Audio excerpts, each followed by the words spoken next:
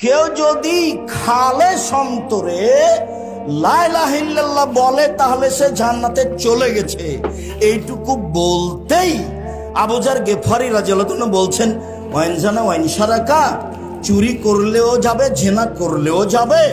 তখন আল্লাহ রাসূল বলছেন ওয়াইন জানা ওয়াইন সারাকা, চুরি করলেও যাবে জেনা করলেও যাবে। তখন আবু যার গেফারি বলেন চুরি করলেও যাবে জেনা করলেও যাবে। আল্লাহ রাসূল বলছেন চুরি করলেও যাবে জেনা করলেও যাবে। আবার আবু যার গেফারি রাদিয়াল্লাহু আনহু বলছেন চুরি করলেও যাবে জেনা করলেও যাবে। তখন আল্লাহ রাসূল বলছেন আবু যার গেফারি, তোমার নাকটা মাটিতে মিশে যাক, আমি বলছি যাবে, তুমি এভাবে বলছো কেন? তোমার নাকটা মাটিতে মিশে যাক। এটা বুখারী মুসলিমের হাদিস। আরেকটা বুখারী মুসলিমের হাদিস পড়ি, তারপরে এখানে একটা কথা আছে সেটা বলবো। আবু হুরায়রা রাদিয়াল্লাহু তাআলা আনহু বলেন, একদা আল্লাহ রাসূল আমাদের মধ্য থেকে উঠে বাগানের দিকে যেতে লাগলেন, তো আমিও পিছে পিছে যাচ্ছি।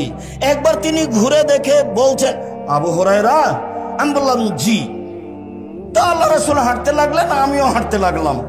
বাগানে যে ভিতরে যেতে যেতে কিছু দূর যাওয়ার পরে আমাকে বলছেন তুমি এখানে থামো, তুমি এখানে বসো।